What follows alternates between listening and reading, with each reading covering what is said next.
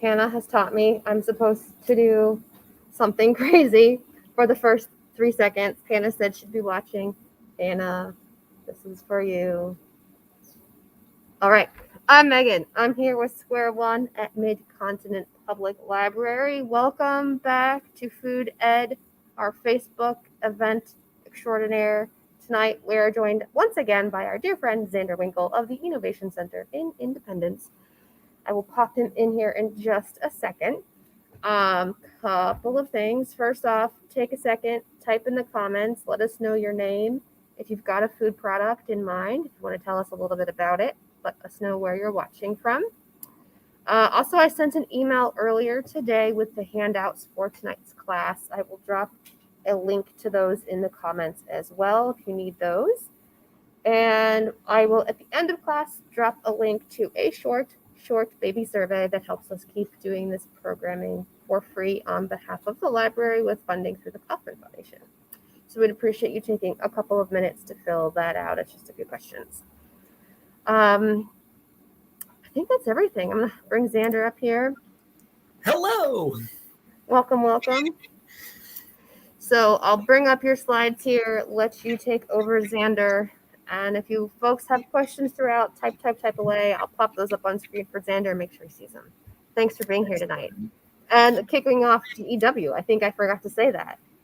Global Entrepreneurship Week here in Kansas City. We've got a lot of day 2, yeah.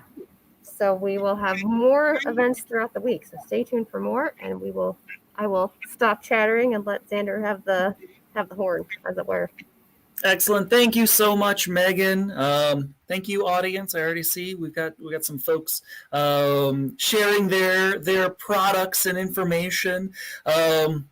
Tonight, we're going to be talking about the 10 steps to getting your food product into stores. Like Megan said, happy day 2 of Global Entrepreneurship Week. If you came to us not from the GEW website, Global Entrepreneurship Week is exactly that, the global week of celebrating entrepreneurship. So here in Kansas City, if you'd like to connect with more of those events, definitely check out the KC SourceLink website. And we'll mention that again later in the program to check out more of those fantastic events that are going on virtually and around town. Definitely want to thank the library. Mid-Continent Public Library does a fantastic job putting this together for a grant through the Kauffman Foundation to put these classes on for the low price of free.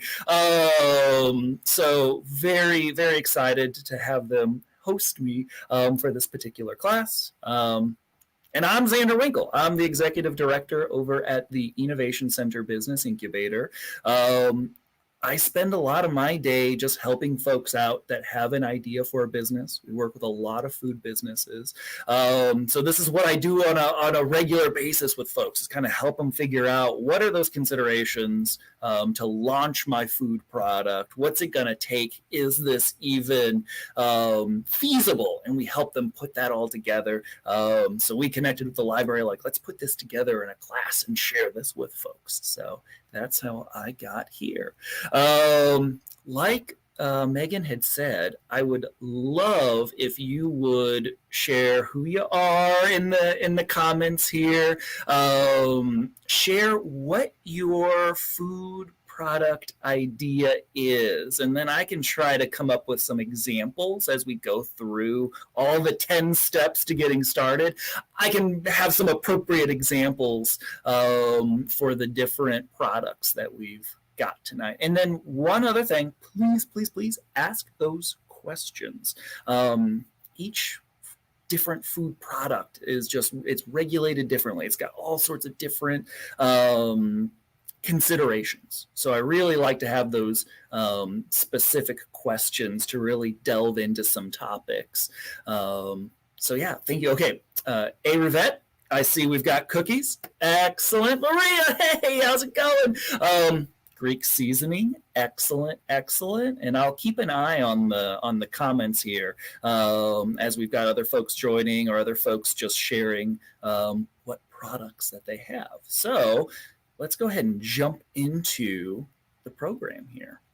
So yeah, we already talked about this. Share who you are, what your food product is, and what is something in particular that you want to learn tonight. I don't want to leave the virtual world with you all until I have either A, answered all your questions, or B, made a list of those questions that I need to find answers for later. So we definitely want to make sure that you're getting the information that you want from this class. All right, yeah. How to just get started. All right, let's start with the overview of those 10 steps. So first step is just doing some market evaluation. Once you've got that, then we kind of want to look at, the financial information, some potential pricing, then regulations. Food is a highly regulated industry. It just is. It's a thing that goes inside of people. So as a consumer, I am glad that there are some safety measures and regulations around, stuff that I put inside of my body. Then talking about the facility, let's dig in. We'll dig in to labeling a little bit. That's one of the more particular considerations for food products. And then looking at your suppliers and your ingredients and services. And then step 7 is getting into the store. And once you're there, figuring out the logistics of moving that product from where you're making it to where it's being sold, expanding on your marketing, and then the last step is just scaling up. Once you've gotten it in the stores, once you're selling it to folks, what are those next steps? What are those other considerations for growing your business? All right, so let's look at that step 1. The first thing, as you are thinking about your food product, is really being honest and thinking about what is that value proposition.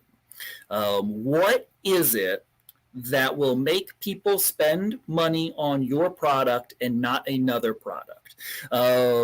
So one response to this that we get all the time that I would challenge you, if this is your initial response, when I'm like, what's your value proposition for your product? I will challenge you. If this is your answer, let's reapproach this. They'll say, mine is the best XYZ. It's the best tasting cookies of all the cookies. It's the best tasting seasoning of all the seasonings. Let's dig into that a little bit more, because if we're being really honest with yourself, you're making this product, you will absolutely say that.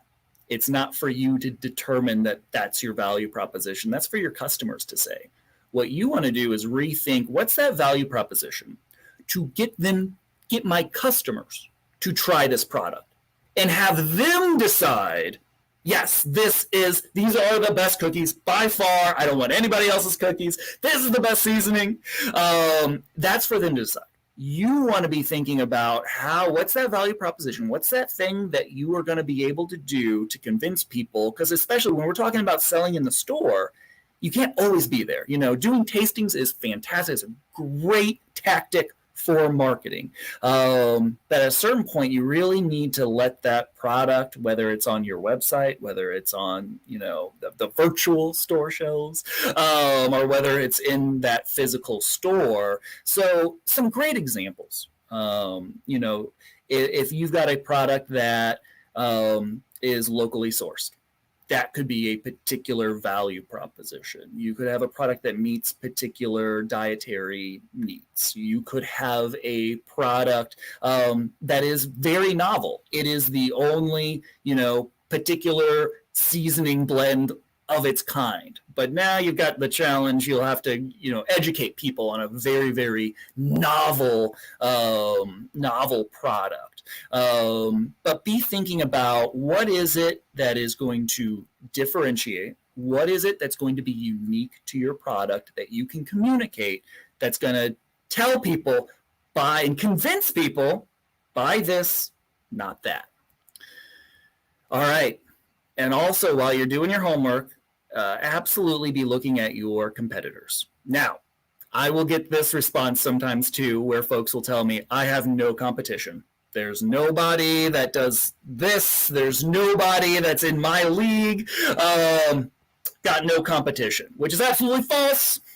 You do have competition. Be looking at your direct and indirect.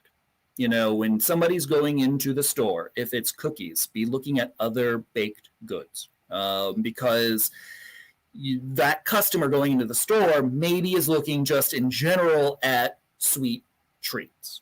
So they've got other options. If there's other, sauces, maybe you're not, that customer's like, I know I'm making chicken, but they might be deciding between, do I want a teriyaki sauce? Do I want a barbecue sauce? Do I want a new and unique sauce that I've never tried before? Those are all who you're, in the mind of your customer, competing against, and you want to be able to understand from that customer perspective kind of what they're thinking. They're like, I could do this or that. So you've got that very direct competition. So there is other seasoning blends that are right on the shelf right next to you. But then there's other flavoring agents that are also, you have to be thinking about, what are those other things that people could add to their food to add flavor to? Because that's also what's going through their mind. Do I want to try this new seasoning blend? Do I want to just put the sauce on there? You want to approach it a little more broad.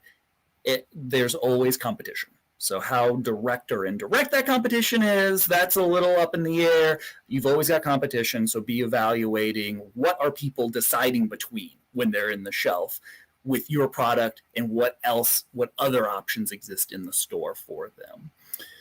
And then, just gather all the info that you can.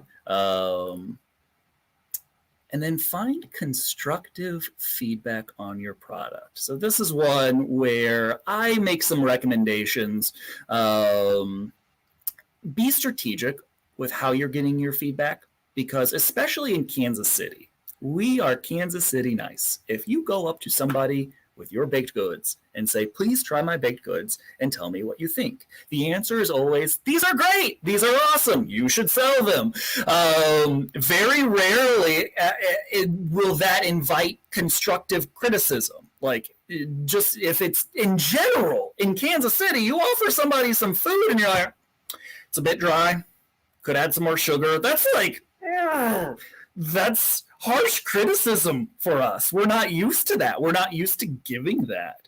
So you want to be more strategic about how you are trying your products out with folks. So I recommend try some different versions. If you're kind of debating between, should I use this ingredient? Should I use more of that ingredient? If there's anything that you're not 100% sure on, try them all out. Give somebody options, even if they're just a little bit different. That opens the door then for folks like myself, that I can then say, hey, option B is fantastic. And then I can tell you, hey, on option C, that was a little dry. On option D, that was a little overdone. But then you can start getting some constructive feedback because they got an out. They can pick the one that they really like the best, say, that one's really good, but here's maybe some issues on these other products. Sometimes just for fun, I say make one of those options objectively bad, just to gauge on how honest that person is. So option D is like awful. And if they're like, yeah, option E or D or whatever it is just, if they tell you, hey, that one was really bad, whatever you did there was absolutely wrong, you're like, okay, they're giving me some honest feedback. If they're like, option D was pretty good, I enjoyed it, you're like, okay, I don't, maybe you're being a little bit too nice there. But just think strategically. I like the option of giving different options for people to try, because then you can start comparing and contrasting and getting a little bit more constructive info on what might need to change, or what things you should be considering, or what things to those customers they're thinking about. If they're thinking about the toppings to the cookie, or maybe with the seasoning, you're incorporating, okay, I'm thinking the seasoning goes on these different things. So maybe you're trying it with different items and you're like, hey, on the fish, great on the fish, on putting it on, the cookies or something else, it just didn't really blend because of, and then you start getting those more useful critiques. They're like, because it just doesn't go with this sweetness, or it just doesn't go with this particular texture. But if you just tell people, please try my thing and tell me what you think, at least in Kansas City, you'll probably get some less than useful, maybe it'll boost your ego a bit, but less than constructive feedback. That's not what you're wanting to get, because you're going to be investing a lot of time and money. So you really want to, at this stage, as best you can, when you're connecting with your friends and family. And that's kind of the downside too. If you aren't set up to legally sample and sell food, you may not be able to just go out to the general public. So you might be limited to friends and family. But make sure that you're thinking through and telling them, like, please, please, please, I need that constructive feedback because I'm making a big investment potentially in this business. And then to just checking the ego at the door. I know this is your baby. This is a family recipe. This is, something that you are emotionally connected to. But at the end of the day, what is important is what the people who are going to spend money on your product think.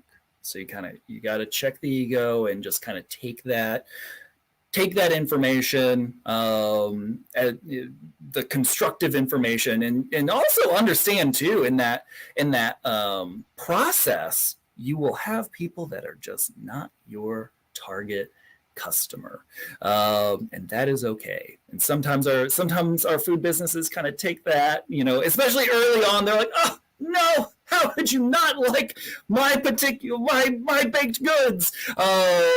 You're just going to run into that. And some of our seasoned businesses, they're like, yep, there's a certain percentage of the population that just really hates my stuff, and that's okay, because that's not who you're selling to. So that's another one of those things in that process that folks sometimes get defensive. They're like, oh, your palate is just not refined enough. No, it's just, you'll have some folks that aren't your customer, and that's okay. That criticism, maybe you just don't, that's all right. Let's focus on the people who are excited about that product. Ooh, okay, great question about book recommendations on the topic. I'm going to leave that one maybe to the end. So, Megan, if you have any recommendations from the library, I would like to know. There is one, and I have it written down somewhere, and I will have to get back with you because we've gotten this question before. Okay, so we've got some. So generally speaking on just entrepreneurship and startup business, there's fantastic options there. But I'll dig in. I think for just food businesses in particular, I've got one. So I'll need to double check on that. All right. Let's dig into a little bit of the finances. This is where our first handout comes into play. So if you had not gotten those handouts, definitely put a comment in there. If you're watching, you want those handouts, we can definitely get them to you.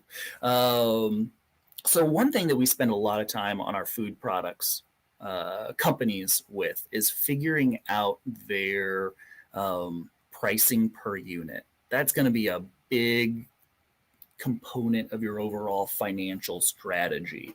And it's also where we see folks early on setting themselves up for future troubles. When you are working on figuring out what you should sell your product for, you should include all of the steps of getting it from the place that you make it to the grocery store and figure that out all ahead of time and build your pricing around that. So one great example, well, not great, good for an example, but bad situation is it's not uncommon for our folks to not think through their distribution costs. Because early on, maybe they're just physically themselves in their car taking those products to those stores. So they make it at their kitchen location, and then they're just driving it to that store. So maybe it costs them $1 per unit to manufacture it, and they think, I'll sell it to the grocery store for $2. Perfectly fine, and the grocery store, say, sells it for 3 something. But they didn't factor in the cost because they didn't have to pay it out of pocket. They didn't factor in the cost of the vehicle and driving it, and also your time. At the end of the day, as you grow that business, that distribution cost per unit might come up to 20, 25, 30 or more % of the overall retail price at the end of the day. So when you didn't account for that, and all of a sudden you've run out of hours in the day and you have to pay somebody to distribute this product to these stores because you can't do it and you haven't factored in that price, all of a sudden there's your entire profit margin. And then you've got to increase your price all of a sudden, which is, especially for retail food products, is a little bit jarring for the customer. Most food products really try to avoid huge price fluctuations, which is a whole thing if you're following food prices or just shopping around and realizing now there's lots of hesitation. A lot of times either the store, the distributor, or the mayor, somebody in the supply chain just kind of eats that cost when there's big fluctuations. So the end of the day retail price stays about the same.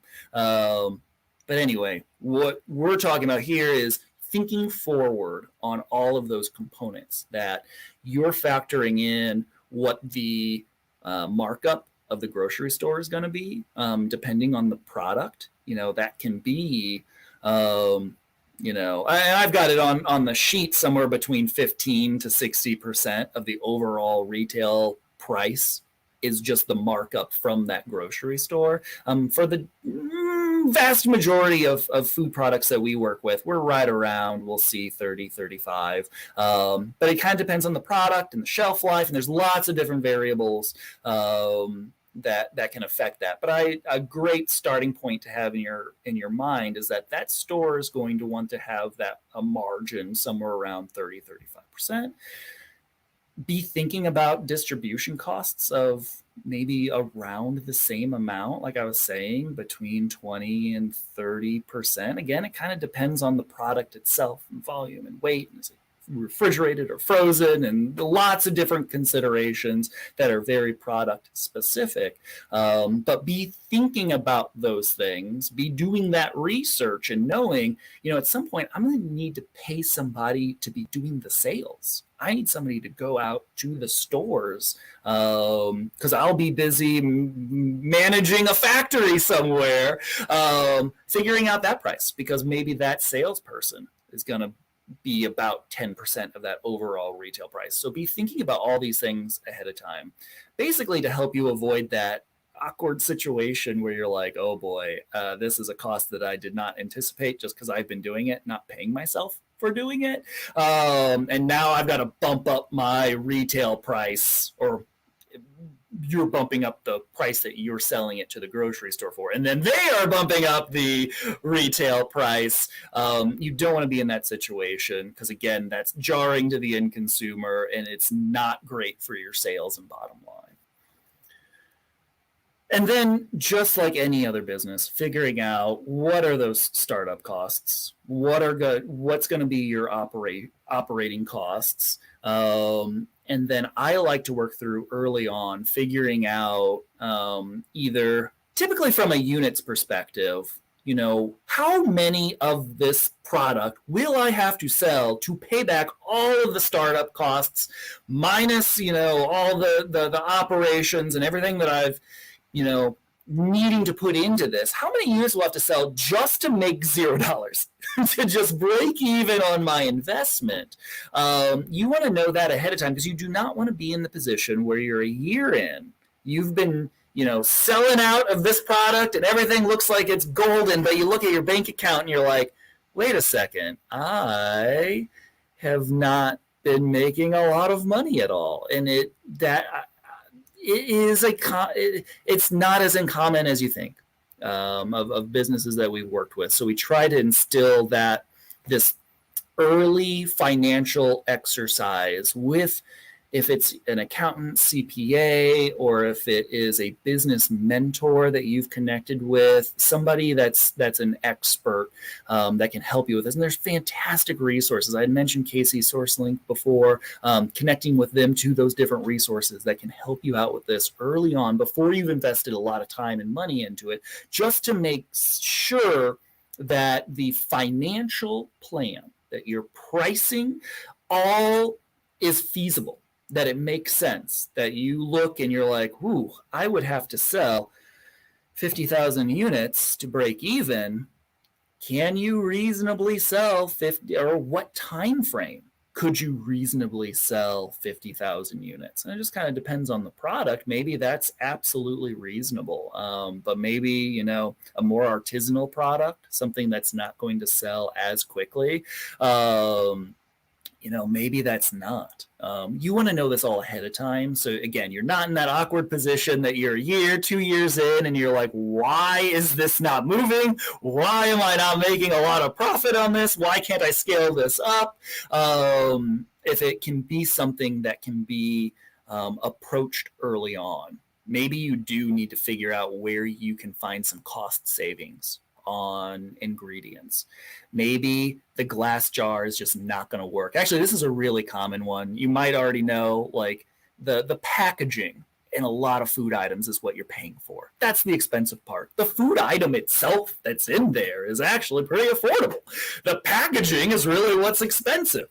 We've run into a lot of situations where somebody has an idea that they want this really elegant, fancy, awesome packaging. But at the end of the day, what they would need to charge the end consumer to make that financially feasible is just too far out of the realm of what, the market will bear. So they're like, okay, I need to find something that still represents the brand, looks good on the shelf, but maybe is a little bit more affordable to get us back to a point that financially makes sense. And again, you want to do that early on, not when you're already out there, you're on shelves and you're like, oh my gosh, now I need to figure out new packaging while I'm trying to fulfill these orders and it's the holidays and things are going bonkers. A lot of the hurdles that our businesses run into can absolutely be approached and accounted for and potentially completely avoided by connecting with some of those experts and thinking through and putting these plans together with as much information as you can before you get started. All right, let me double check. We're shifting gears here, so I want to make sure that there's no other questions on finances and pricing, and if there are, no worries, please put them in there. But let's jump into another. I'm going from finances to regulations, so we're going to another less fun topic, but very important. Like we had said in the beginning, food is a highly regulated industry. It's a thing. It goes inside of you. Lots of potential liability. And quite honestly, this is what I tell folks when they kind of get frustrated with, oh my gosh, I got to do this testing and I've got to put this information on my label and I got to get a permit with. A lot of that serves to protect you.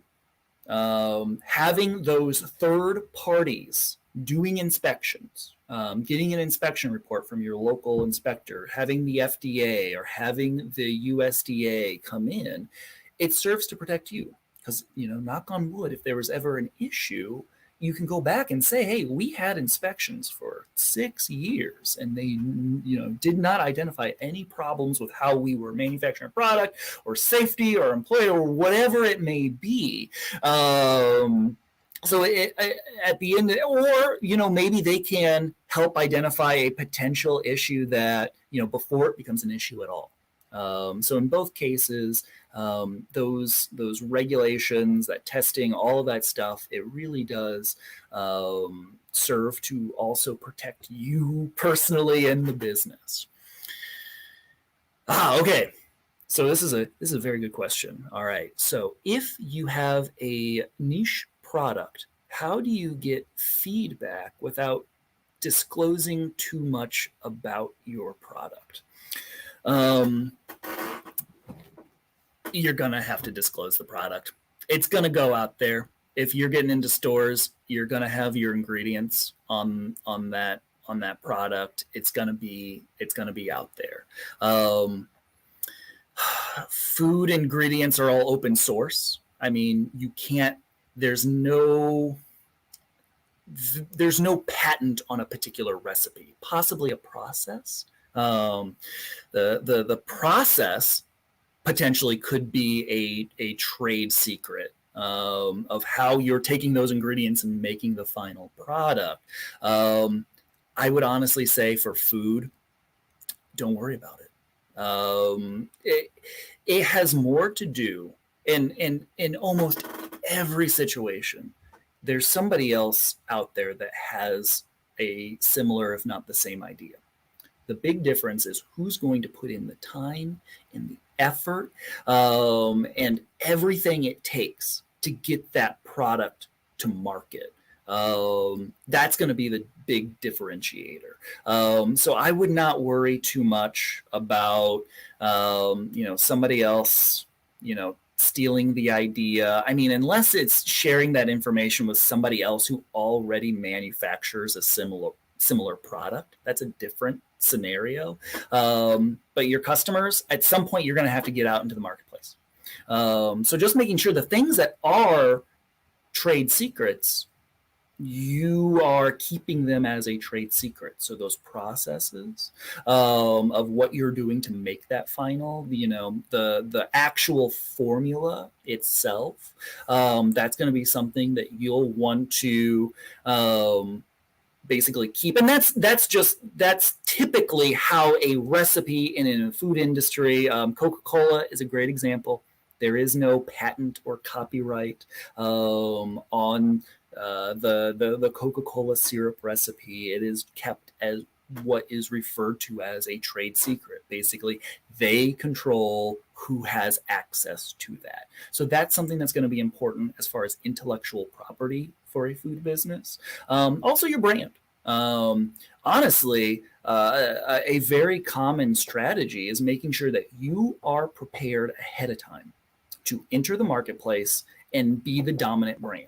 Because that's what's going, because if you are successful, if your food product is going, just wild across the country, guaranteed there are food scientists. There is a profession that exists for food companies where they are like, ooh, this is really successful. This is a new thing that we should get into. We're going to reverse engineer it. We're going to buy this product and take it into a lab and analyze it, and we will have our own version of this very unique product.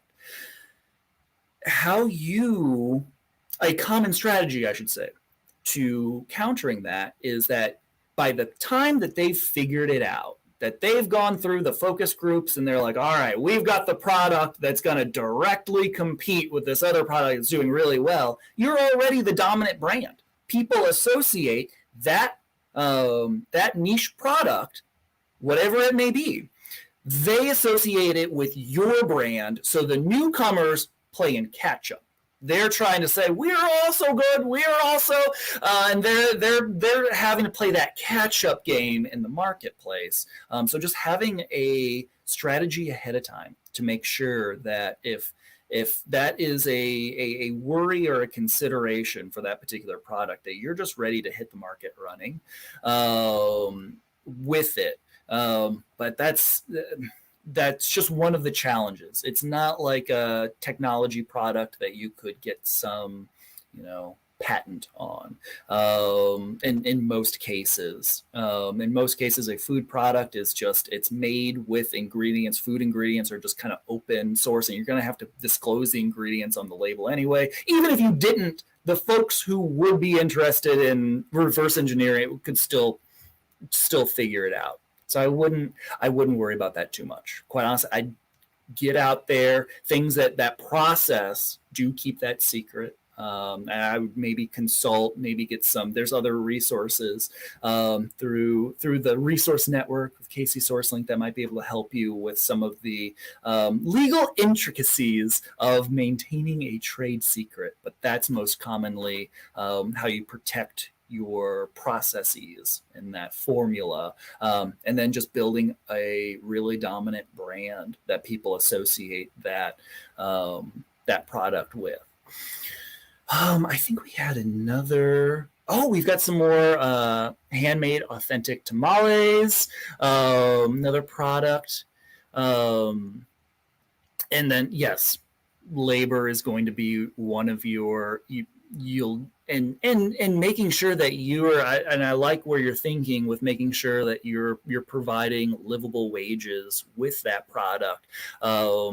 You'll just have to figure out it's going to be, it will be a little bit tougher maybe to make sure in the early days of the business when you're bootstrapping everything to make sure it may just come with a higher retail price. And that could be a benefit, something that you advertise with your product. There are folks in the food industry that do this. There are examples of successful strategies of selling food and then also making sure that all the employees have a livable wage. That becomes part of your brand. That becomes an asset to you. That becomes something that differentiates you in the marketplace. So be thinking about how you can overcome the financial challenges, but also take advantage of the marketing opportunities as well. Okay, so the other question I wanted to get to, what about using a distributor to get into stores? Absolutely. It is a difficult process. It's about building a relationship with a distributor that's going to work with you, and sometimes that just takes time. What we see in the Kansas City area is that is a process that takes some time, and it's usually not very early on in the process. I'll be completely honest with you. Most of our food businesses early on, when they're getting into a handful of stores here and there, maybe they're only connecting with some of the boutique stores, they're doing distribution themselves. And that's just kind of the nature of the market right now in Kansas City for distribution. As you grow that business, it will become essential. Either that or you're building your own distribution, which some food companies do. Sometimes you do see, the person from Coca-Cola that's going through in the Coca-Cola branded big bright red truck. The guy that's going in the store stocking that shelf for those Coca-Cola products, and they see that as advertising for them, and then they also control that distribution. So in lieu of doing that, distribution will become essential, and it's just a process of connecting with different options, communicating with other food businesses, and kind of figuring out like, hey, who are they using? Maybe you're stocking the shelves and you notice, another seasoning blend, they've got somebody stocking the shelves right next to you, and you're like, hey, who do you work for? Oh, XYZ distribution company. Hey, do you have a card? And just kind of figuring out who's going to be the right fit, because it is a very important component of the business. So you want to have a really good partner there. And from our experience, it takes some time to find that resource and get to the point where it financially makes sense for you to make that commitment of saying, yeah, maybe that distributor wants exclusive rights for a certain area. Maybe that distributor wants, of course, they're going to have their particular cut of the margin of the retail price that they're going to take. There's going to be some other considerations. Maybe they're going to want rights to sell back expired product. These are all very common things that I would recommend as you're getting going, getting familiar with that. talking with other food businesses about their personal experience with different distributors, and give yourself some runway to make that relationship before you jump into a contract that might extend for a while. Maybe they do say, "Hey, yeah, let's do this. It's going to be a 5-year contract. We're going to be your exclusive distributor for this area, region, all together." So definitely take some time, get some information, and talk with some of the customers of those distributors. But it's not uncommon at all, and it's not a bad thing early on to be doing your own distribution. You get a better sense of how products are moving.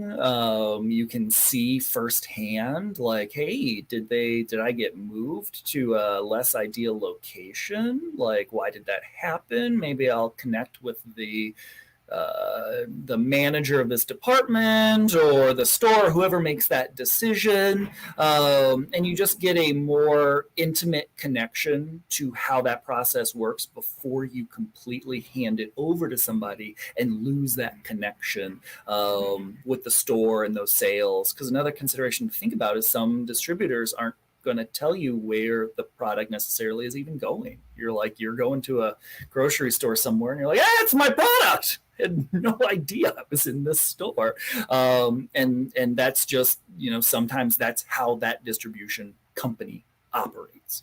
Or sometimes they're telling you exactly, they're giving you some information. You're in these stores and these stores are performing well and these stores are selling a little less. So just kind of lots of considerations there. My recommendation is give yourself some runway to gather information before you jump into passing over the entire distribution side of your company, if you don't have to yet, over to another party. Black Farmer Jane. Oh, excellent. Thank you for joining us. Oh, hey, you guys are buying some food from each other. I love this. Okay, excellent. So yeah, definitely connect with each other on the socials there. Megan, make sure I'm not missing any of the questions in the chat while everybody's connecting with each other. And this is perfect, like an example of connecting with other food businesses. There's a point where I specifically mentioned this in the class because there's so much opportunity, so much information sharing, so much help that you can get just from chatting with other food businesses. So I'm glad it's happening right here, even virtually. All right, regulations. So first off, you'll set up the same way any other business is going to. You're going to set up an entity with your local Secretary of State. You're going to get your appropriate tax IDs. Potentially, we're on state line here in Kansas City, so it's not uncommon for our businesses to have a business nexus in both states. So they're got their LLC set up in both states and the appropriate tax IDs as necessary. And then the local permits too. With wherever your manufacturing location is going to be, making sure that you're connecting with that city or county or whoever it may be as you're building out that facility, or if it's a place that you're renting, making sure that it's going to meet all the requirements. For food products that you are selling across state lines, you're going to be under either the FDA or USDA. So most of your meat products, it's going to be USDA.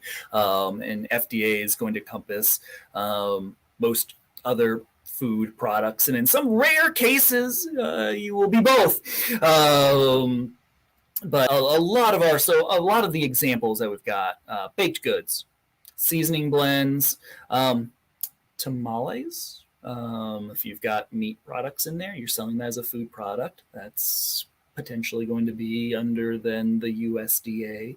But a lot of our folks are going to be under FDA for sure. So be thinking about and connecting with those resources. I know that for our area, our FDA inspector it's contracted through the state health department, but they're doing the inspections by contract for the FDA.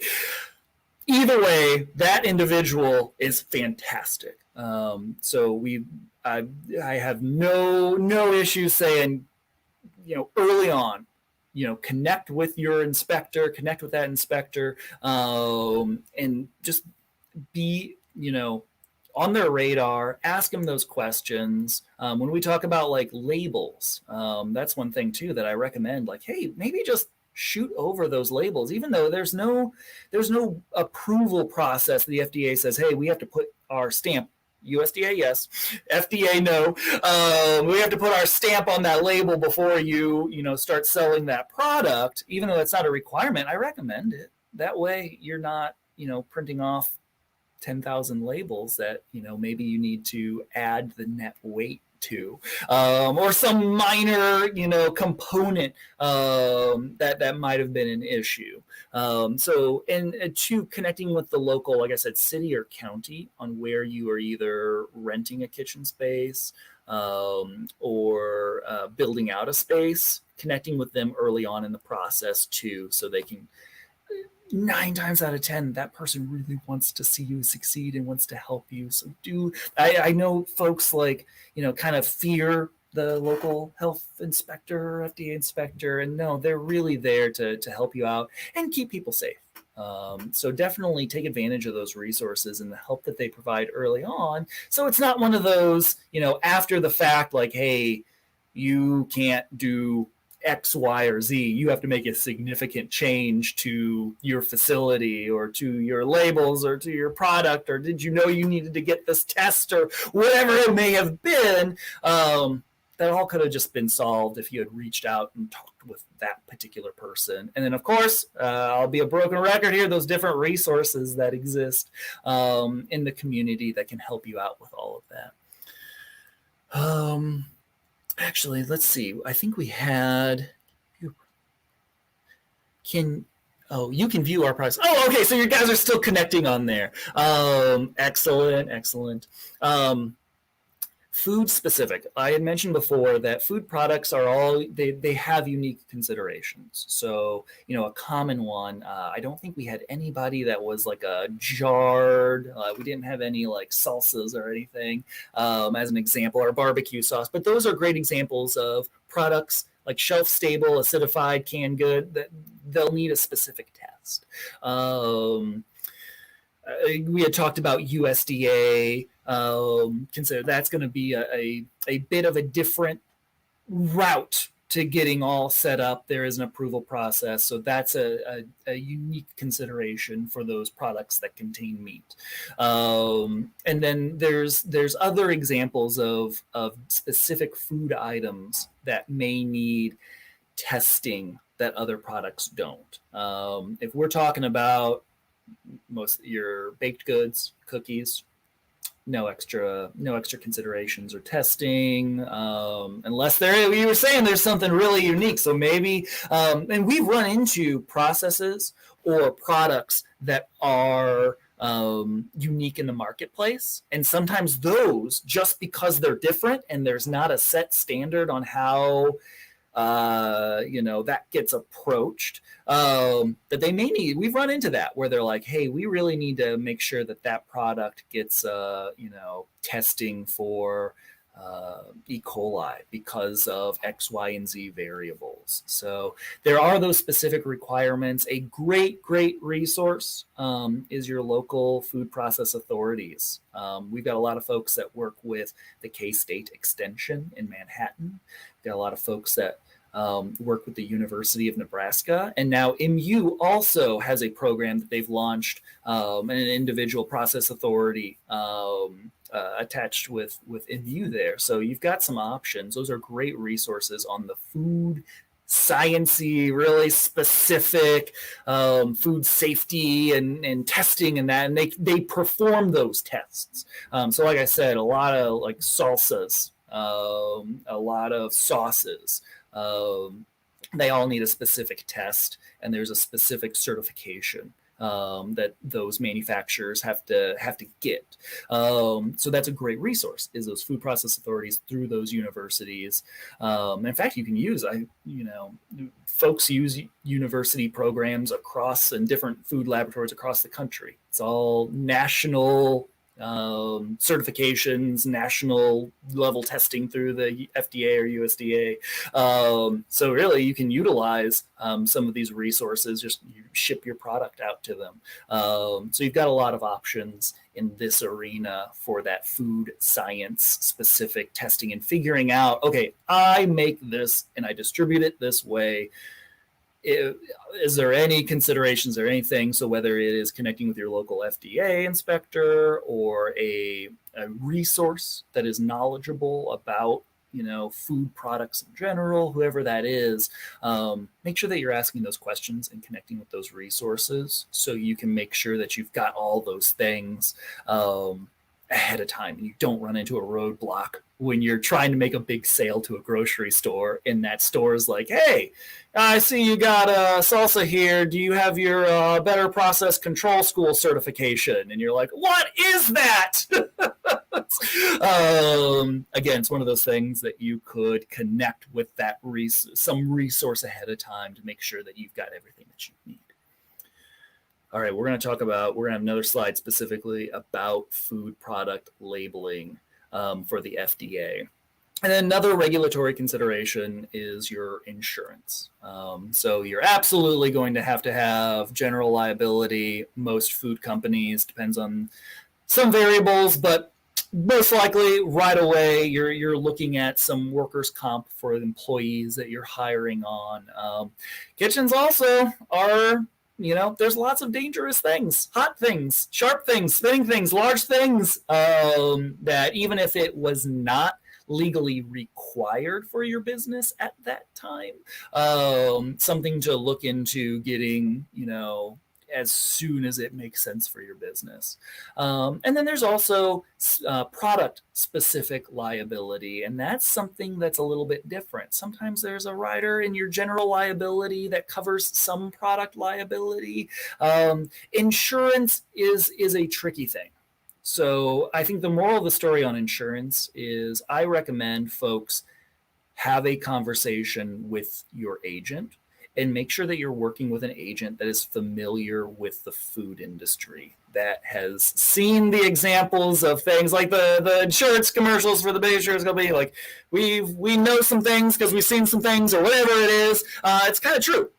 Make sure that you're working with an agent there that is familiar with the industry, that can advise you on what does or does not make sense for you to be protected, that, knock on wood, should something happen, you're covered.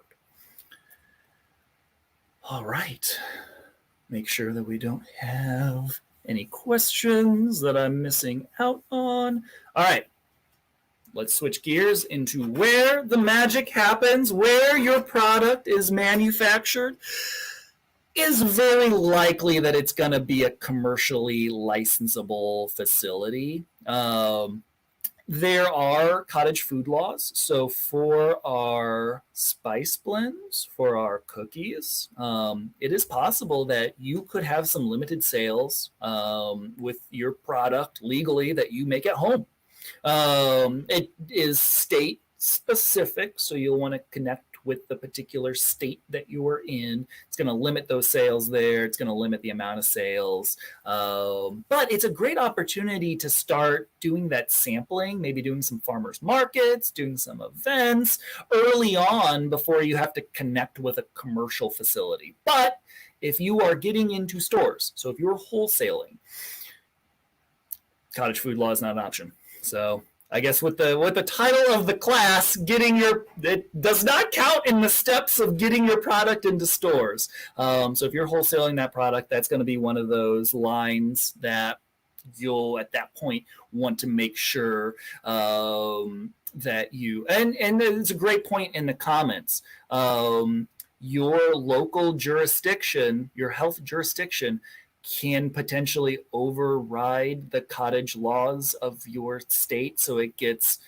all sorts of confusing. In Kansas, probably the resource that I would connect you with is that K-State extension, the food team there. There's a few folks, so I've got my email at the end of this. Make sure shoot me an email. I'll be happy to make a connection there. But yeah, great resources to connect on the regulations. But it does cottage food law from the world of regulations is relatively new. So it's still a little bit wonky, Kansas and Missouri. So you just want to make sure, but it's potentially an option for you just to get out there and start connecting and actually sampling and selling some limited product. But again, if the plan is we're going to be selling this in stores, we're going to be selling across state lines, we're going to grow this business, keep in the back of your mind, you will need to connect with that commercial facility or build out a commercial facility before that time. I recommend early on in this process, connect with the agencies that you would be under. Even though you don't have to get pre-approval from the FDA, I recommend connecting with the FDA early on in the process, and maybe even scheduling an inspection earlier than what would be required. Local health departments, if the local health department, if you're going to be under their jurisdiction, whether it's a city or a county, they are most likely going to have a pre-approval process. That's typically how it works with the local health agencies. So you're not opening up yet until they've come through, given their stamp, and handed you the official piece of paper that says that you are a legal food business in this jurisdiction. But again, be connecting with them early on before you sign an agreement for a location. I've seen some horror stories where folks sign an agreement for 3, 4, 5 years for a place, and they're working on it only to find out that there's just no feasible way, or the landlord won't allow them to dig up and put in a grease trap, which would be essential, or a hood ventilation system that could be essential to what you're trying to make. So before you make those big financial investments, check all of those particular rules and again, almost every inspector, regulatory agent that we've ever worked with is like, yes, here is all of the information, here's all the considerations, just follow these, and when I come back later to inspect your place, it'll all be excellent. So definitely have them in your corner. Talk with them early on so they can help you avoid some of those scenarios, because it's always easier to change. You can move that hand washing sink on paper on the architectural drawings very easily, but moving a physical sink when you're the inspector's like, you really have to have another sink either here, or you need to move this one so it's closer to this prep station. That becomes annoying and more expensive. So take advantage of connecting with those regulatory agencies early on, just so you don't have any of that less than fun experiences while you're in the thick of getting into, making sales and getting into stores. So definitely be, asking those questions early on. Ooh, is there a place where I can verify if a food vendor is licensed? Your local health department. Whatever location that they are operating out of. So I would imagine in most cases, you'll easily be able to find the location of that particular business. You'd figure out, okay, are they under this local county or city? What's the health jurisdiction that they're under? If you're going to an establishment, of all the local jurisdictions, they typically require that you've got the official piece of paper posted somewhere public. So you should be able, if you're going to that person's location, if you are getting into, business with somebody, like maybe you are purchasing ingredients from them, it's not always common practice, but I think it's good practice that if there is a question that you inquire. So if I'm going to be buying you're making ketchup, I want to make sure, hey, if you're supposed to be registered with the, FDA, can I I just want to connect with you and verify that. If you're supposed to be connected with the Kansas City, Missouri Health Department, that should be public record that you should be able to connect with. I've done that with like events that I've put on for vendors, that I will say, all right, you make sure that you send me your health department permit. Or if I'm not getting the information, I'll reach out to that health department and say, hey, I just want to double check, make sure this person's set up with X, Y, and Z, things that they need to have, that they're in good standing, yada, yada, yada. And, maybe they'll tell me, they'll say that we can confirm that business is up to date and they are an active business in this jurisdiction. So it kind of depends on, what agencies that they would be under. But typically there is always a way to either verify directly with that business, or if necessary, potentially to connect with, that local health department and just make sure and kind of view. And some of that stuff is just local, or it's public, it's out there. You can, search, maybe the Secretary of State, that you do a business search and just make sure, hey, is this business even an active legal entity? That's public record. Some of the local health jurisdictions, that's going to be public record. So there's different ways, but it's not out of the question if you're doing business with somebody to just verify and say, hey, where are you set up? You got your local permits, you got this or that. And actually, this is an important thing to consider, that if you're connecting with a distributor or if you're selling to a store, they don't always, but they may ask you, they may want to verify and say, hey, we just want to verify your FDA facility number. We want to verify X, Y, or Z, that you've got this, that you've got these safety measures in place. So you've got, these different things. So you may be on the receiving or requesting end of just doing your due diligence, and just making sure that, your suppliers are all, got everything that they need. And then you might get that down the supply chain from the folks that you're distributing food to. They're like, hey, we want to verify these particular things. So great question. All right. Oh, and co-packing, which is basically contract manufacturing for food businesses. That's potentially an option. If you can find early on a co-packer with a reasonable minimum, maybe you start there. Maybe you're not even dealing with setting up a facility. You just pay a person to manufacture your product, and then you go out and you distribute that product.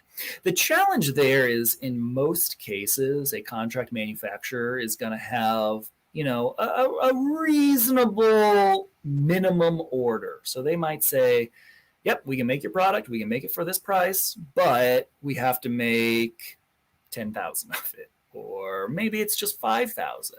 That might be somewhere, 5,000 units might be more reasonable as a just get out and start and have some inventory to go start making some sales.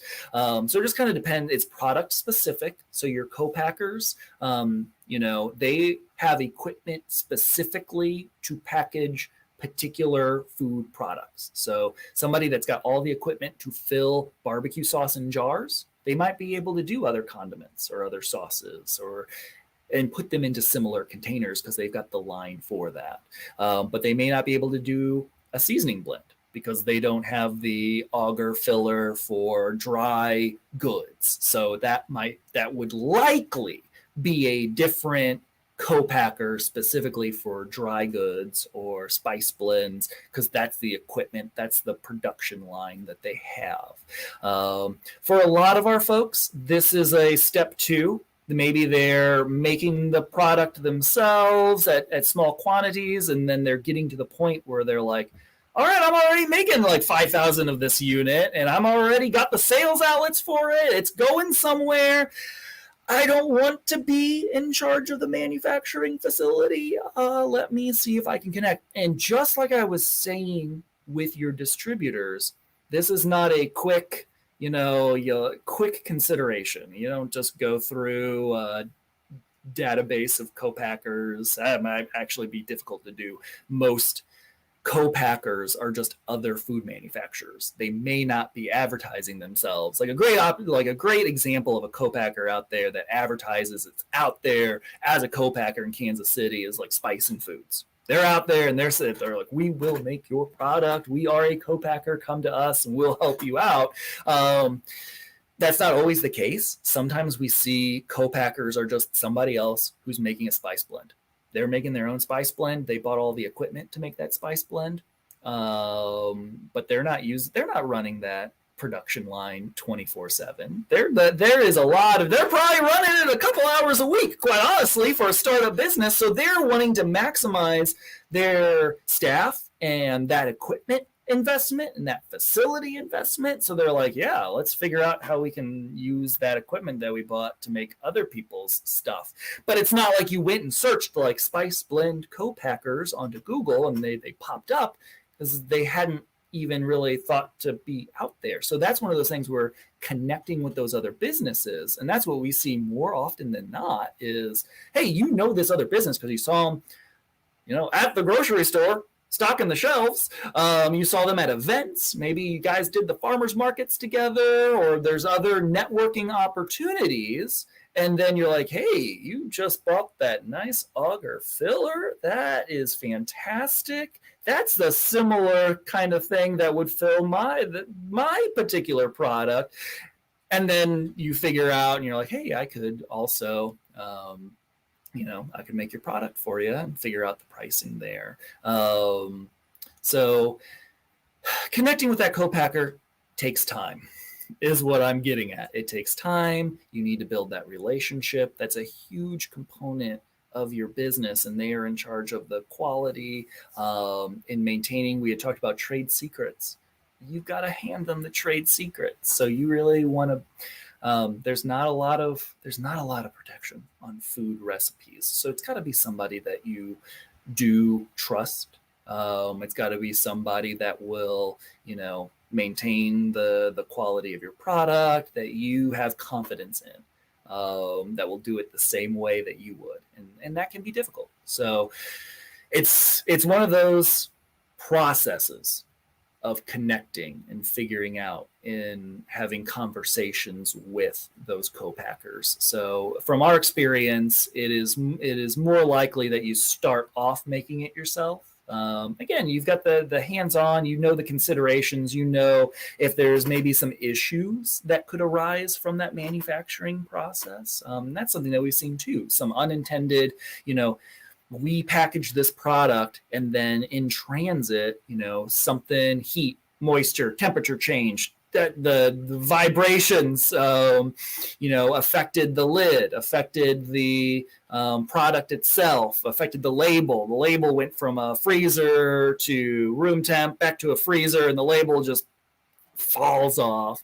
These are all things that are really beneficial for you to figure out early on when you're distributing to just a handful of stores, or maybe you're just doing a handful of events as you're doing some farmers markets as you got started. It's great to run into those problems at that time, because then they are lessons learned and they are small hurdles that are easy to jump over, as opposed to you ordered 10,000 units and all of a sudden, you didn't realize that when you put that product, at a store window and it gets hit with UV light, it starts to separate and look weird. Nobody could have known until you've got it out there and you realize and you exposed that product to those scenarios. So maybe really you needed an opaque packaging. Maybe you needed to, there's something with your process that needed to change. This is a real example that we've run into with some of our companies. So it's easier to run into that. You want to hit those potholes early on when they're little, as opposed to hitting the big potholes and you're like, oh, that did some damage.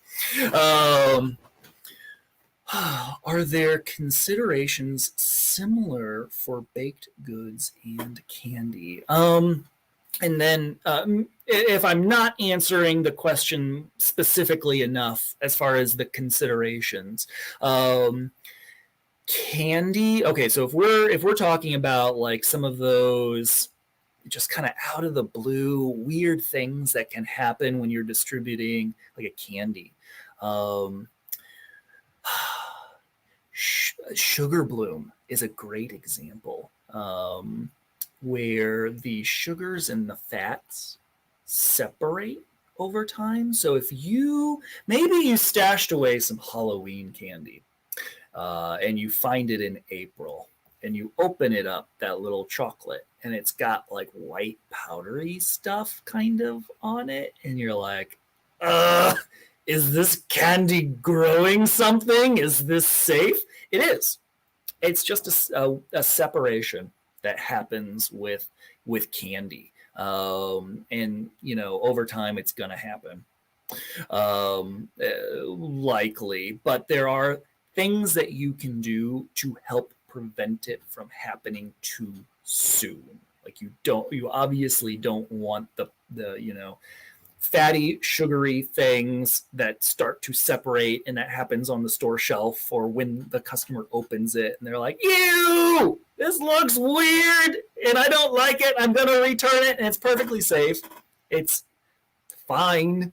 It's just a cosmetic thing. Another consideration, that something that we've run into before with like cookies, is in distribution. If you are, say you're shipping them, to the end consumer, like, does your packaging protect them? I'll recommend for more fragile items, I'm like, find a friend that lives in New York or California or wherever, somewhere far away. Package up your product like you would to your customer, and just say, I'm gonna send you some cookies. You will get free cookies. You just have to tell me what they look like when they get there, and see, did they get perfectly wrapped cookies that are still solid and look nice, or did they get a box of dust, which sometimes happens if the cookies aren't secured enough and they're like all the way to California, and then you're like, I got dust. Or maybe they need to be kept at a certain temperature. Altitude can affect food. It's one of those things where you're like, you can do some research and connect with other businesses and kind of figure out what those considerations are. But you also just want to do a test sometimes and test it out and make sure, hey, did this product get from point A to point B with the right temperature, and it stay together? Does it still look good? So just off the top of my head, there's a couple examples there that are specific to that, to cookies and to candy, that you might be considering. And sometimes that's a conversation with your packaging company. Sometimes that's like in the case with the sugar bloom, maybe that's a conversation with that food lab, that food scientist that really knows the nitty gritty of food chemistry, which all food is chemistry, that can help you and kind of figure out, how you avoid that from happening too soon. But yeah, lots of just specific considerations. So it's always helpful to connect with those experts who have seen some things and therefore know some things. Okay, I promised you a label guide. Okay, so this is another of the handouts that if you didn't get, make sure to put a comment out there that you get all the handouts. Most of this, if you've paid attention to food labels, a lot of this is going to be pretty straightforward. You're like, oh yeah, of course. Making sure that you're identifying the company, identifying what the product is. And sometimes you'll have to be specific. I mean, we're talking about like a niche product. So if it's got a particularly not commonly known name, and this is actually a great example. So this is a package for Just Add Water hummus. The product, and actually it's a curry, But that's not telling you what the product is in its common name. So they have to add down there, it's a just add water hummus. So if it is a particular type of cookie with an interesting name that's not commonly known, you would need to say, this is a, cinnamon cookie, or something that identifies that product in a way that everybody would understand. One thing that a lot of folks forget, it's kind of a simple, every product has its net weight listed in metric and imperial units. You just have to have that. You have to have that on there listed just that way without, making fun modifications to it. You can't say like extra large 12 ounces. Like, no, it's just 12 ounces. But that's one that sometimes gets forgot. On the back or side of your product, you'll have to list what the ingredients are, from what there is the most of to what there is the least of. You will have to have some identifying company info. So in this case, they've got the manufacturing location.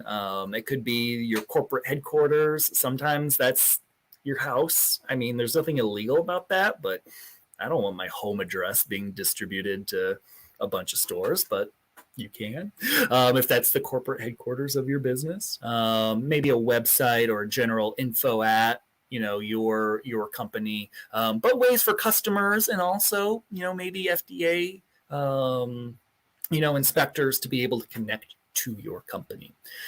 Another thing that you have to have is your best buy date. And you might have read the articles where most of the time for food, it does not expire. The best buy date is when the company is guaranteeing that product will be fresh and the right texture and flavor and everything else that they want to guarantee. So, a lot of our companies evaluate their best buy date just on their own. Like, you can absolutely pay a laboratory to do that and have their recommendation, but there's no particular regulation that says you have to have somebody else analyze that for most of your products. It's just going to be a freshness date. But for small businesses, it also serves as your batch lot system. And that's really important, because you'll need to, in the case of, say, a recall. So if there's a recall on butter, you would know, okay, I bought that butter on these production dates, and that corresponds to these best buy dates and or those batch numbers. So that's going to be an important part of your recall plan that's going to be required, but that might be fairly simple, that you've got records of all the ingredients that you've purchased, the production dates, and then you know where those products go. So if they go to a distributor, if they go directly from you to a grocery store, if they go from you directly to customers, you can, do your due diligence and call up those store managers or call your distribution company and say, hey, can you go ahead and pull these particular products, flavors between these dates, because we had a recall on butter. And that is something that has happened to our small businesses, something that can happen. So you want to make sure that you've got all those records to make sure that you are taking the appropriate steps that you need to legally, and avoid, potential liability. You will at some point need to have the nutrition facts panel. That is another thing that you do not have to have a third party put together for you. There are apps online that you can use. You can absolutely connect with one of those process authorities, those food laboratories, to put this together for you. You could do the math yourself, put it all together, all the ingredients into an Excel spreadsheet, and divvy it all up and kind of figure out what that's going to be. It's not required by the FDA early on. At the point that you're selling $50,000 or more annually, you will need to have that on your products. But you may run into the situation, which is true for some of our businesses, where a store that you want to get into, so maybe you have not reached that $50,000 mark. So you're like, I don't need to have my nutrition facts panel. But the store that you really want to get into is like, hey, I notice you don't have a nutrition facts panel, and all our products have that, and we would like you to have that before we take your product. So it's actually very common that our food businesses will run into a scenario like that, where there's a company that they want to sell, a store that they want to get into, and they're going to require it before it's legally required by the FDA. And then also, some of your larger stores are going to require you to have a barcode. So if you're selling exclusively to the end consumer, if you are selling exclusively maybe in boutique stores where they're entering in the prices manually, they don't have that fancy point of sale system where they're scanning the barcodes. It may not be required, but you want to think, thinking forward, you're like, okay, I need to make sure at least that I leave a spot on my package to place that barcode. And that's going to be something that's required for your larger grocery stores. And there's different resources, different places that you can get barcodes. I'll typically connect folks to an organization called GS1 because I know that barcodes from that organization are going to work wherever. If they're selling on Amazon, if they're selling internationally, I know that those barcodes are going to work in all of those situations. But there are absolutely other resources that you can connect to get barcodes that will function. All right, let's shift gears into goods and services. Oh boy, this has been a recent struggle for some of our businesses. Sourcing ingredients and packaging, it is still a thing. But even before all the global supply chain issues that we have today, something that I had always recommended is that early on, identify who your plan B, C, D is. So if you're sourcing your flour from a particular company and things are going well, I'd also still be taking some time to figure out, okay, where else could I get this flour from? Who's the contact there? Maybe I'll get a quote. If you're buying at the pallet at a time, just connecting and saying, hey, what's the price break on a pallet? What's the turnaround on orders, and have that information, have that contact, because you can run into scenarios, which we have run into a lot now, where maybe that first option that you've been working with for years just doesn't have the flour anymore. So instead of, oh my gosh, I got to do research and figure out, and I need to know who's going to have it at a price that still functions for me, you already have a decent idea because you've already made those connections. So you can pick up the phone, and you're like, hey, Susan, all right, hey, I'd reached out to you a few months ago. Can we connect and can I get a pallet of flour from you? And it just makes that issue a little more easier to solve, because even in the quote normal times, that was still something that could happen. A manufacturer could just go out of business. They could change maybe a supplier on their end. So if you're buying butter from somebody, maybe they're changing a supplier that they're getting some ingredient, and it just changes that product and it's not functioning for you. We've run into that scenario as well. Or little changes to packaging that, you think that all the little deli containers are the same, but little changes to them can make them like impossible to open or make them leaky or whatever, causes some issues, that they're still, still a 12-ounce deli container, but it's just different enough that it just doesn't work for you anymore. Have an idea of who those other, as you're searching around, keep those contacts of the resources that you did not use in case you need to switch over in a hurry. Because here's the thing. Honestly, at least in Kansas City, getting into a grocery store, it's not necessarily that hard. But if you do not supply that grocery store, if all of a sudden your shelf space is empty and they have to really quickly fill in because they don't want empty shelves. That looks bad. They're going to fill it in with something. Getting your shelf space back is hard. That is hard. You do not want to not be able to fulfill that order. So you really want to try to make sure that you don't have disruptions in your ability to produce. Because I'll be honest, the store doesn't care. The store wants full shelves. They want products. They want to be able to sell products. That's how they make their money. They don't want bare looking shelves because customers don't like that. So you really want to make sure that you are on top of your, sourcing and inventory and ingredients, and you've got that plan B, because at some point in time, hopefully we get back to a little bit more normal, but even in normal times, at some point in time, you will run into that where something changes, or that supplier's not an option. Have those plan Bs in place. And then your services too. Making sure that you are connecting with the honest truth is, at some point, having somebody to pass over some of the bookkeeping or taxes. You're most likely not an attorney.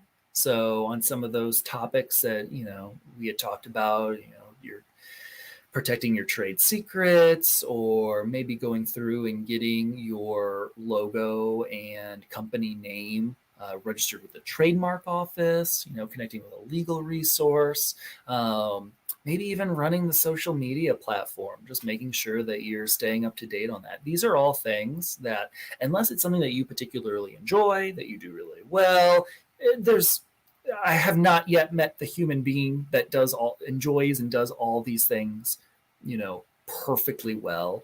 There's going to be some areas where you've identified that's something that you need to understand and keep an eye on. Don't just pass over all your social media to, somebody that you just met.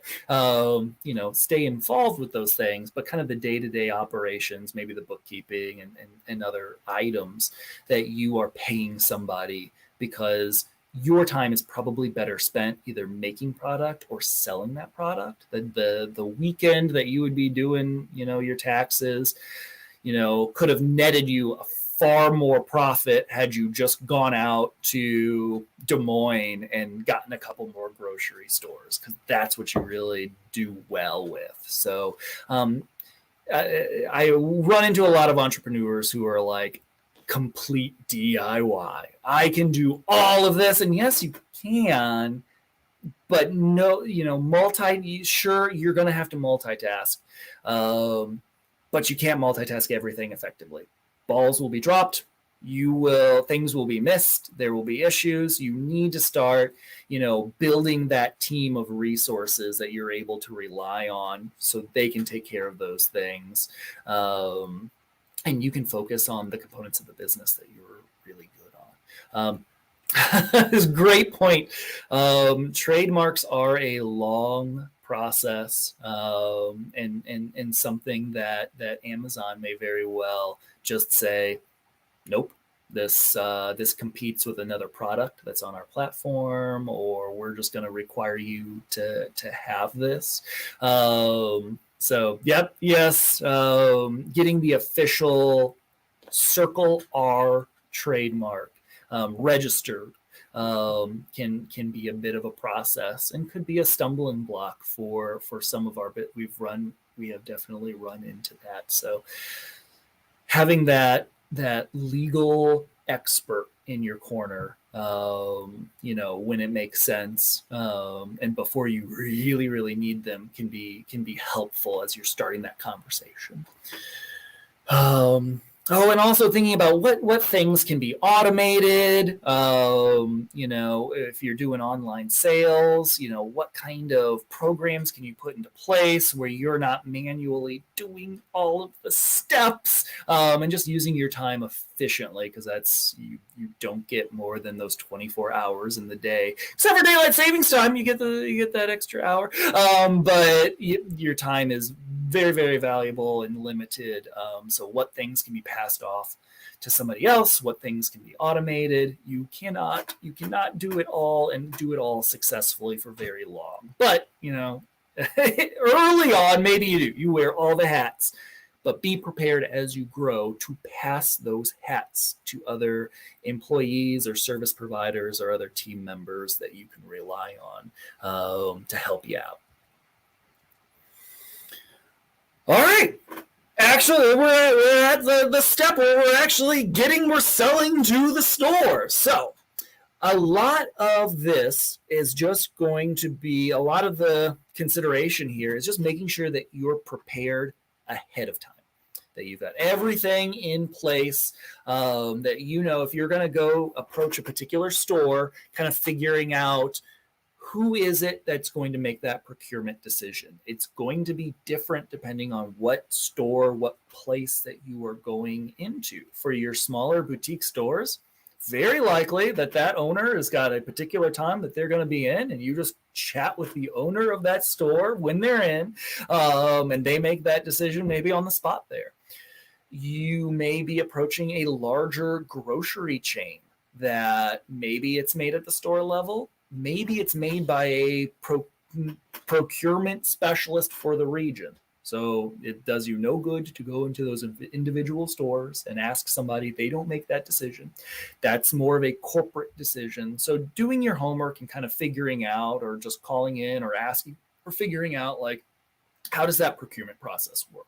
And there's going to be different levels of requirements. I was kind of talking about this before, where, maybe there's more due diligence from that store. Maybe they want to verify your setup with the FDA. Maybe they want to verify, maybe there's a third party inspection from another organization that comes in that's going to be required. Maybe they're going to say you have to distribute then to this region of stores. You don't just get into one store at a time. You got to ship us, 7 pallets of your product, and then we distribute it from our centralized distribution center. So kind of figuring out, like I said, your boutique stores are typically going to be easier. Figuring out, what stores maybe make sense there. Kansas City overall is fairly, relatively easy for a lot of the grocery stores. Your Hy-Vees typically have autonomy to make those decisions at the store or department level. Your Constantinos, also same thing, like you possibly getting into those stores individually and just talking with a store manager, one at a time. So it just kind of depends on the particular place that you're getting. Figure out who it is you even have to talk to. And then also thinking about, like, you can, here's a great resource. So Mid-Continent Public Library has access to fantastic demographic databases that you can connect with somebody there at the library, and they'll go through and teach you how to use them. And then kind of knowing some of that information, maybe you were doing farmers markets for a long time, and you kind of know who your target market is. So figuring out and using that data to determine what stores should I start with. What I know that my target market is X, Y, and Z. It's folks that are interested in these things, that live in these areas, and you can kind of figure out, okay, who shops at the store? What stores make sense for me to approach even in the first place? And kind of figuring out, okay, how does that store make that decision process? And then there's also, we might get into this a little bit more. There's different agreements that you would have with stores. Sometimes they just buy your product outright. They say, hey, I love your product. I want to put it on the shelves. I'm going to buy it. I'll put it in storage, and we'll get it on the shelves. And then hopefully they come back and order some more. And then sometimes it's a little bit more similar to consignment, where they pay you after product sells, and then maybe you have to just take back product, or maybe you buy back product that doesn't sell, that gets past its best buy date. So there's different ways that agreement will work with different stores. But like we were saying, being prepared is really the big thing. You want to make sure that when you are going to that store to make that ask, you are ready to make a sale. What you don't want to do is approach the stores too early. Say, hey, this is my product. What do you think? Would you put this on the shelves? And they're like, yeah. Can you get it on I'll buy some product right now. And you're like, oh no, I still have to find a facility and I have to make it and and it doesn't do you any good to approach stores that early on. Typically, if a store is interested in your product, typically they're going to make a decision fairly quickly. If that's not the case, if you haven't, you've connected with that decision maker a few times, and after a while you crickets, they may not be interested. Let's move on and connect with some stores who might be. But you want to be ready to make that sale. You want to have your label together. You want to have the capacity to fulfill an order that store might require. And again, even in the quote normal times, there's a decent amount of turnover with those decision makers. So if it's too early and you've convinced a department manager to take your product and you're like, okay, in 6 months I'll see you and I'll be ready, and you're like, oh no, where did Dave go? You're not Dave, you're somebody else. All right, now you got to make that sale all over again. So my recommendation for our food product manufacturers, if you're approaching a store, make sure that you are ready, you've got everything, and that you also are presenting yourself fully professionally. You've got something that a lot of our folks will have is a sell sheet. It just has the standard information that stores would be interested in. What's your wholesale price, recommended retail price, your UPC codes, the shelf space that your product occupies, the product line, a little bit about it, that you leave along with those samples. But the thing, I'll tell you, most of those decision makers, when it's a small business and you're the owner and you're coming in making your own sales there, the number one worry that store manager has is, will this company be here next week, next month, next year? I don't want to allocate shelf space. I don't want to go through the process of getting them into our system and then all of a sudden one day they disappear, because that's probably one of the more common challenges that decision maker, that department or store manager has with small businesses. So if you come in and you're not ready, and you're like, oh, I haven't actually sold to any stores before. I actually haven't fulfilled an order this large before. None of that. You want to go in and you want to have your ducks in a row, and you want to present like, hey, I'm ready to go. Here's my information. I'm ready to sell you some product. I'm ready to get this moving on the shelves.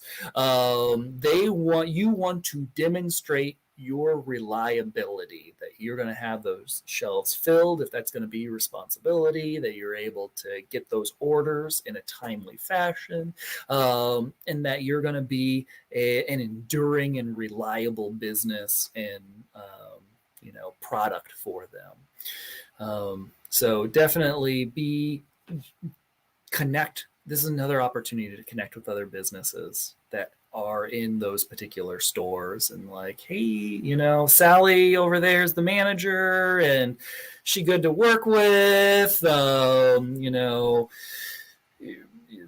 store sell well, and make sure that you're prepared ahead of time. You've got all the things that you would need to move into that store.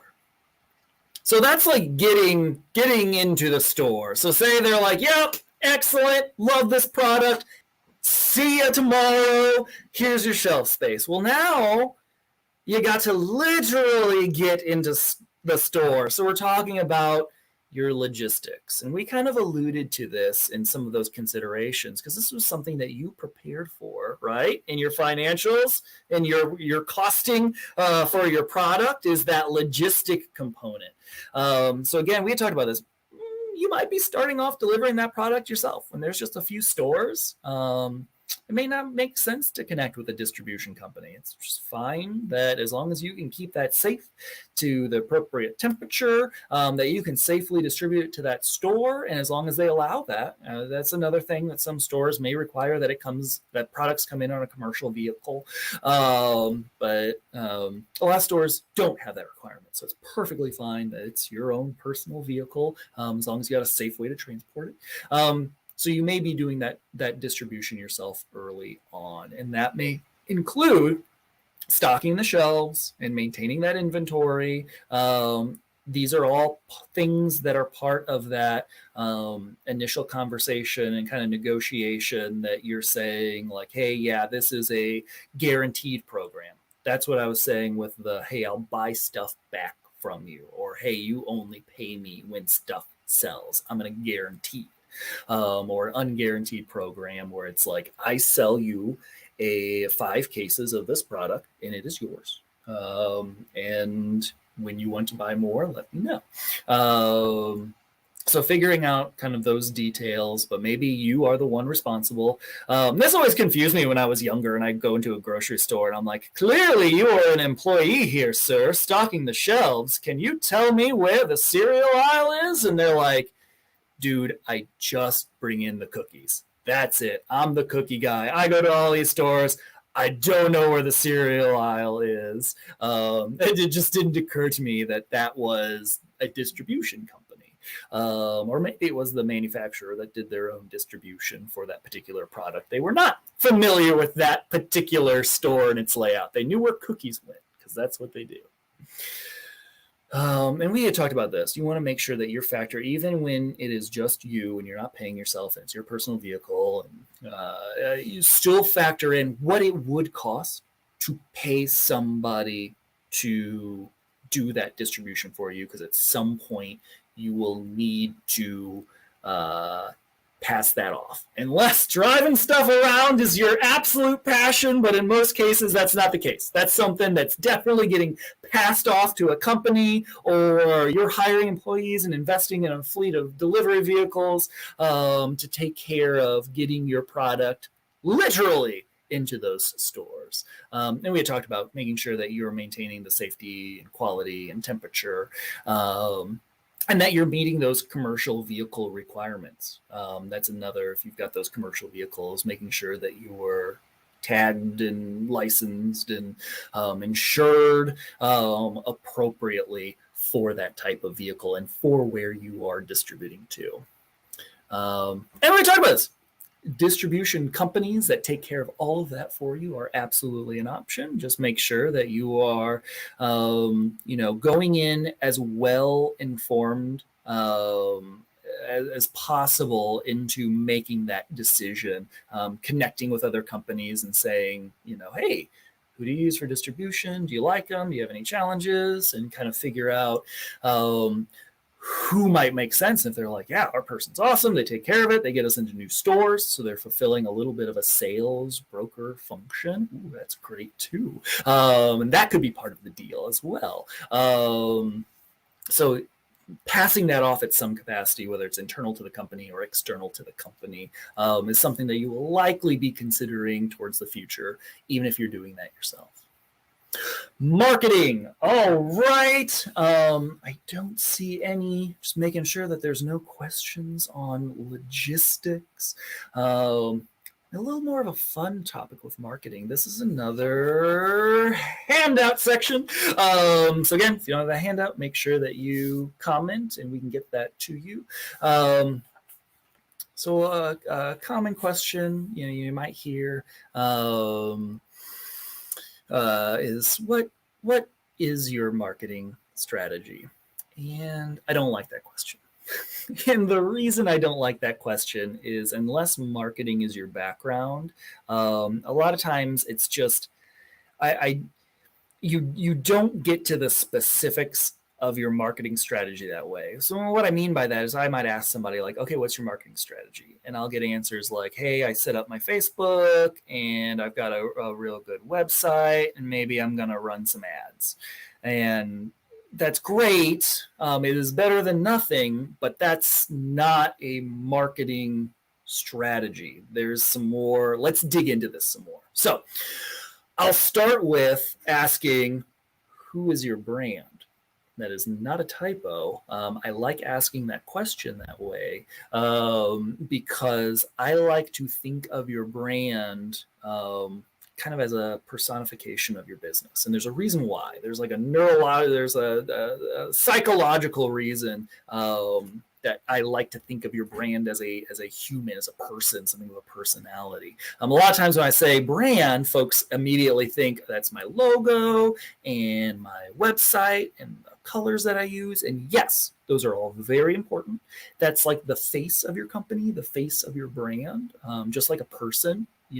That first impression in the presentation that you have initially is very important, but eventually you'll start to need to dig deeper into who is this person? Who is your brand? What do they stand for?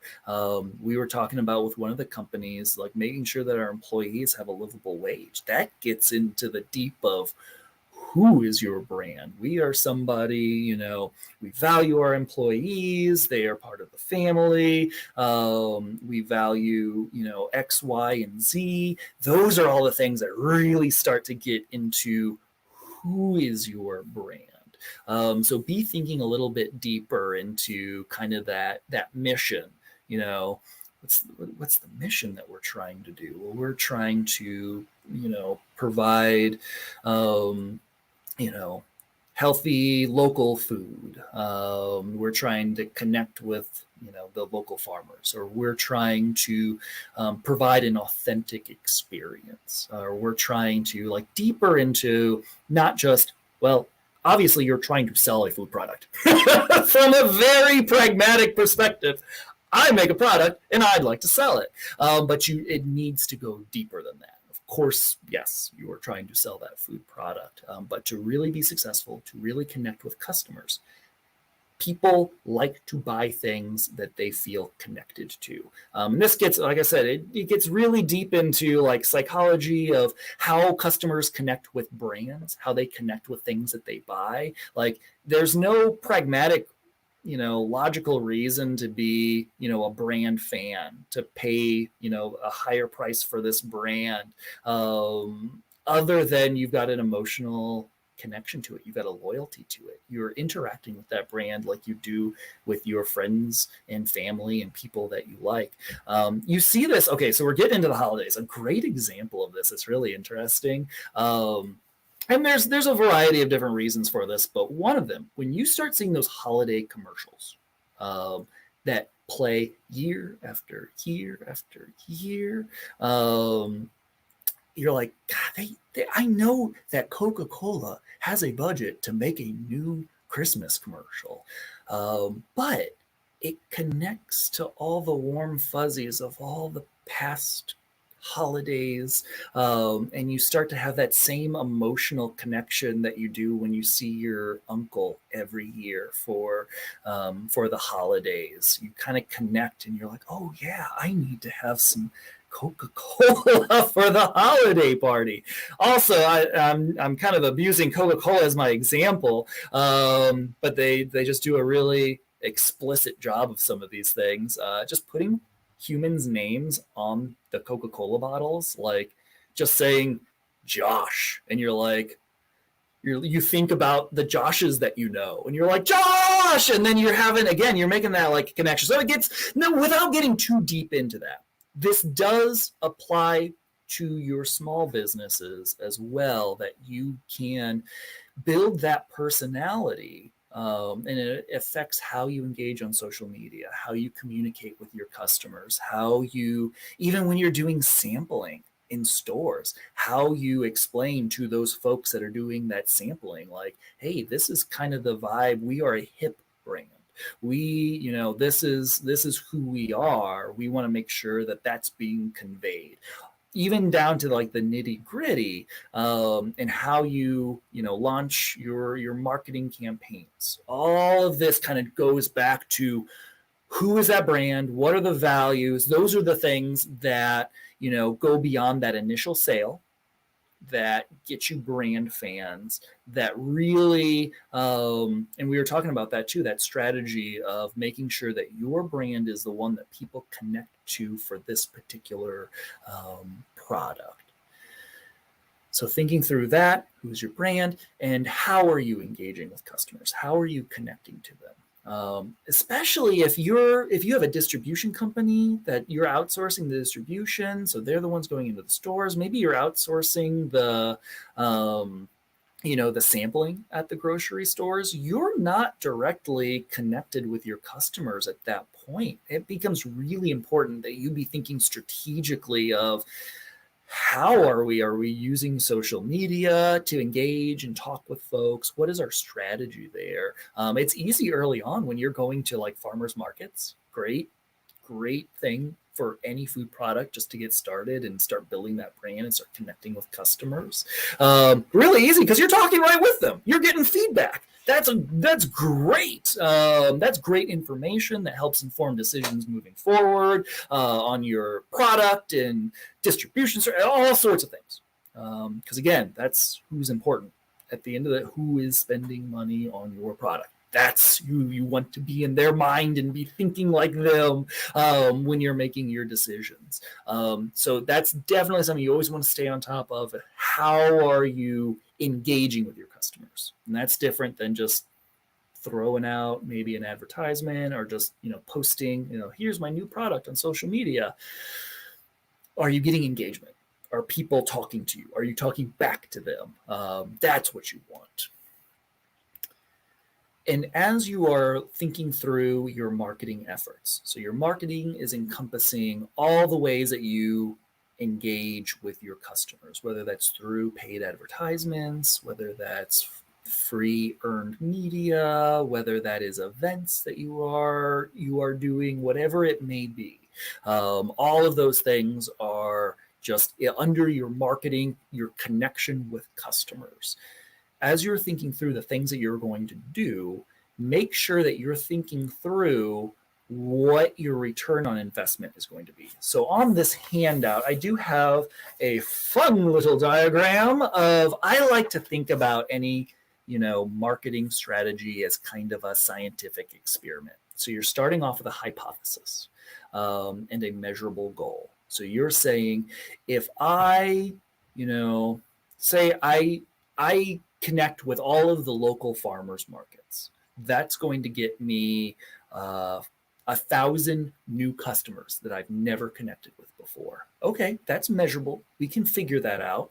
Especially the farmers market, you can just ask them, like, hey, have you tried my product before? And if not, you're like, all right, that's one new customer. So that's definitely a measurable goal. So you've got that hypothesis. If I get out there, just do these events in the community, that's going to be something that's going to give me X result. So you've kind of started to build already the overall strategy, but in that you want to have your what you're trying to communicate. So this gets back to, and why I said your value proposition is going to be important, because that's going to be incorporated into your elevator pitch. So at those events, as you're like, hey, this is not just a cookie. This is a cookie that represents, family, or it's locally sourced, or it meets a particular health need, or whatever it may be that you've developed as your unique value proposition that differentiates it. Like, hey, this isn't just a cookie. You need to try this cookie. It's different. It's X, Y, and Z. So you're bringing in that value proposition as part of your communication strategy with that marketing that you're doing at those events. So that's your overall strategy. And then maybe there's particular tactics that you're utilizing, that you're posting particular things that tie into your value proposition. You are maybe running, maybe you're incorporating a referral program, or like, hey, you bought these cookies, give this coupon to a friend and they get half off. Or these are all the specific components that are trying to achieve that goal of getting new customers. And that's a lot of times where folks start. They're like, oh, I could do this, I could do that, I could do this. And you're just kind of figuring out different tactics that maybe don't have a cohesive strategy around, I am doing all of these things for a particular purpose. I have a particular message that I'm trying to communicate.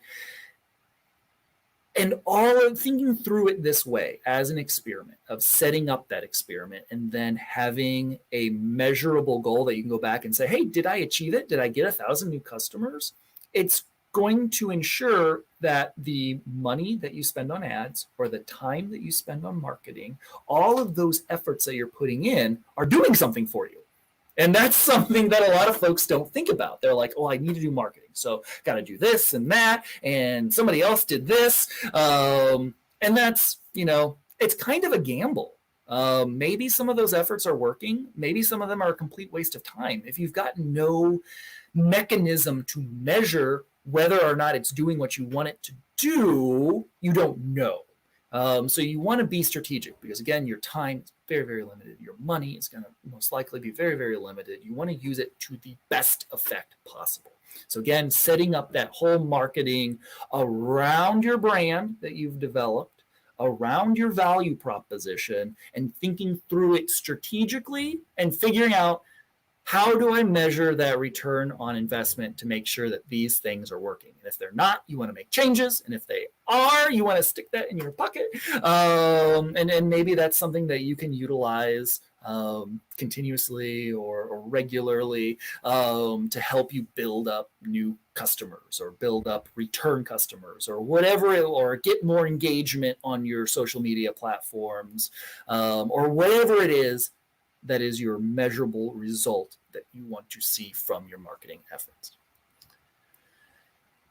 Last step is scaling up. So you got everything set up, you've got a facility, you're rocking and rolling, manufacturing a lot of product or paying somebody to manufacture a lot of product for you, you're in the stores, you've got a rockin' marketing campaign.